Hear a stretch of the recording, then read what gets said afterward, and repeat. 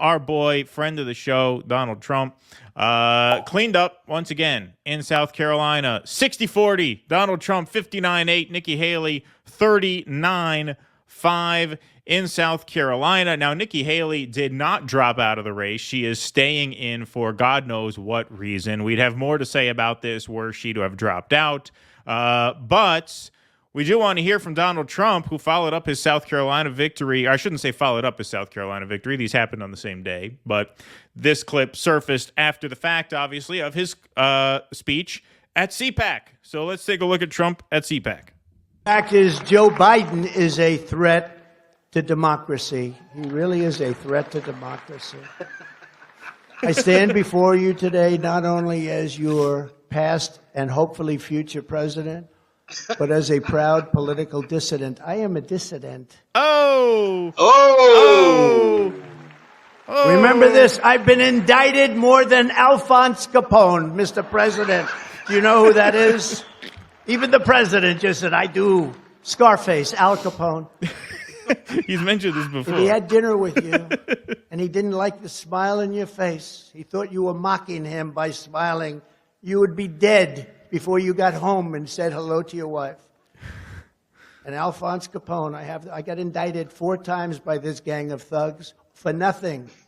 Or, as I say respectfully to the people from foreign countries, for bullshit. Out of respect. I say that out of respect for the people from foreign countries. Bullshit. Let's hear that again. Or, as I say respectfully to the people from foreign countries, for bullshit. All right. So, there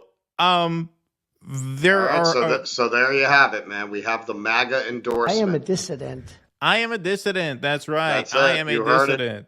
You heard it from the man himself. Couple things here. So first, I said all along this was going to be really the macro theme of this primary and the general election race to a large extent as well. Why am I blurry? Focus, camera focus, come on. There we go. Okay. Sorry about that.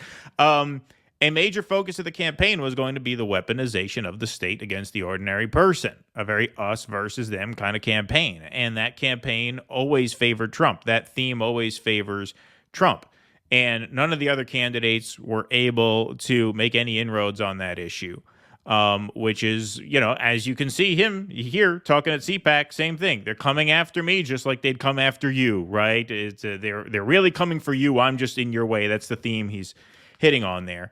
And the second part of this, of the reason why no one can touch him, even not Nikki Haley in her home state, nobody can get anywhere near him, is because Biden's numbers are so weak. Right. If Joe Biden were in the mid to high 40s, you may have that extra 10 to 15% of Republican primary voters being like, yeah, we love Trump, but I don't know.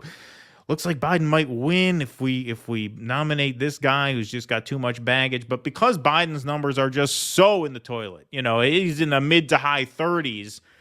They feel confident enough to go with this guy and this theme of I am the dissident. Yes, I am the victim. Just like you are the victim of a government that doesn't care about you. And that's where a lot of this migrant stuff comes into place. You got people. That's why he's winning a lot of working class people, a very diverse group of working class people this time. Biden's at 56% with African-American voters now. Trump is in the teens. RFK's in the teens. Cornell's in the teens. Not like Trump has gotten, 45. But part of the reason why those numbers are so down is because people get the sense that their government is for everyone but them. And he's been able to just get in that lane and gun it 100 miles an hour. And it's easier to do that with Biden's numbers as weak as they are because the Republicans have a lot of mojo. The voters are feeling pretty confident. So why would they pick DeSantis or Haley? Fuck it. If you think you got a shot of winning, you're going to go with where your heart is. And their heart is with this guy. And it was a great day for him yesterday. Really, the primary was locked up prior to yesterday, but now it's official. Haley, she's staying in case he is thrown in jail, at which point they're not going to pick her anyway. They'll just pick somebody else. So she's just insane for sticking this out. But he's just been able to pick that lane and dominate. Well, hang on. Where's that poll? All right. So I really think you're sleeping on Ron DeSantis. Yeah, Um, he was able to get 3,000 votes. I guess in and he's not very even early running. voting. So here comes Ron. Here comes Ron. Uh, so, uh, yeah, the secret of his success in 2016, obviously, was just this absolute hatred of the establishment. I've always said with him, Americans love a slobs versus snobs story. And he plays that role very well, right down to his routines, his bits have a very Rodney Dangerfield quality about them. His whole bit about Biden getting off stage, that was like that was like a classic Rodney Dangerfield bit. Yeah, you see him, he doesn't know which way to go. He's walking, he's going Oh, yeah. this way. um, the more just disconnected from the public our elites are, the more loathing, well-earned loathing they have from the public. The more Donald Trump's policies, they're really quite beside the point. I will point out again, Donald Trump in his final year in office gave the Pentagon more money than they asked for. He gave tax cuts to those same hedge fund managers that he said he was gonna hold accountable when he was running. Donald Trump didn't do shit for you. Um, he had very similar policies to any traditional Republican. I think he was genuinely better to a certain extent on war for reasons we can speculate on, but I think we can agree he was not as eager to get into new military engagements as previous presidents. I'll give him that. But the idea that he's this champion of the people, I mean, it's a joke. We saw what he did the first time he was in office. But the brick through the window quality that Michael Moore described in his pitch for Hillary Clinton, where he was absolutely right about everything except the fact that you needed to vote for Hillary Clinton. Right. Yeah, But he was exactly. absolutely right in his entire assessment of why people were drawn to Trump, that it was this brick through the window. How much more do people want to throw a brick through the window now than they did in 2016? And that's why you're seeing those numbers with black voters, because you already had articles after 2020, that infamous New York Times article showing that blacks in Milwaukee, it was, right, didn't Right. vote for Hillary because Obama hadn't done anything for them. So you couldn't, by the time you got to Hillary, you got the first black president, he didn't do anything. You're going to persuade them that this aristocratic white woman is going to do something for that community. Why the fuck are they going to show up to vote for her? Now, all the more so.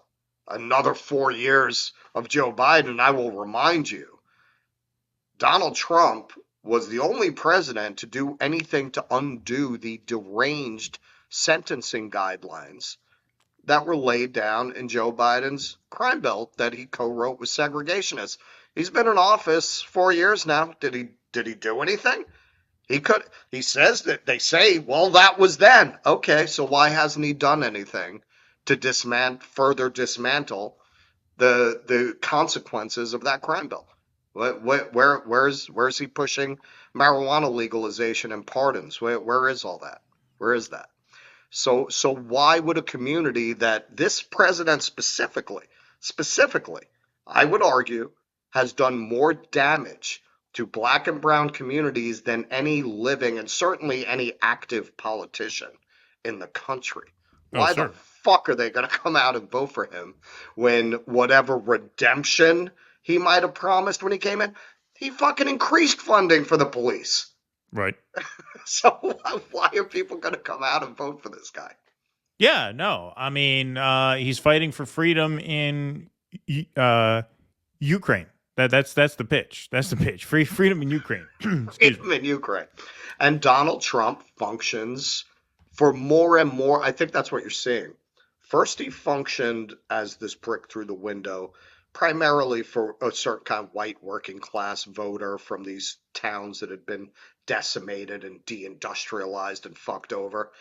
The pool of people who see Trump as a brick through the window has expanded. It's expanded exactly beyond that core. Absolutely. Absolutely. Please clap.